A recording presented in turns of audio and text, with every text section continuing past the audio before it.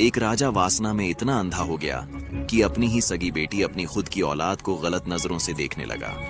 पर फिर कुछ ऐसा हुआ कि सब कुछ हिल गया।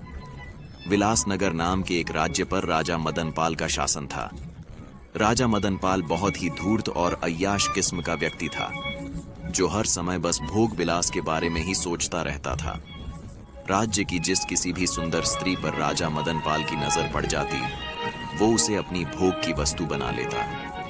रानी प्रेमलता राजा की इस आदत से बहुत दुखी थी, पर राजा को रानी के सुख या दुख से कोई लेना देना नहीं था।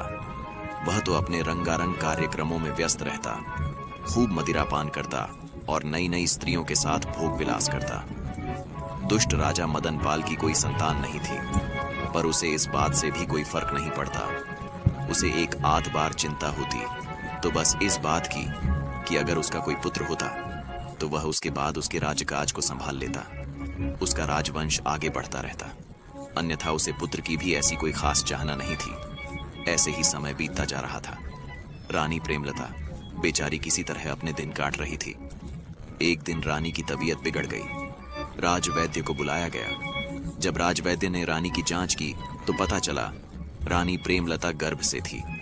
यह खबर जब राजा मदनपाल को लगी तो उसे बहुत सुकून मिला। उसकी आदतों में कुछ सुधार होने लगा, पर यह सुधार बहुत ही कम समय तक था। 9 माह बाद रानी प्रेमलता ने एक बहुत ही अद्भुत और सुंदर कन्या को जन्म दिया।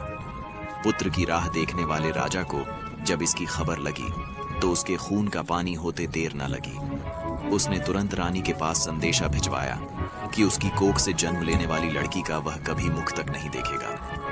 वह अपनी बेटी को मुझसे दूर ही रखे। अगर कभी मुझे वह नजर आई तो मैं तुरंत रानी सहित उसको मृत्यु के घाट उतार दूंगा।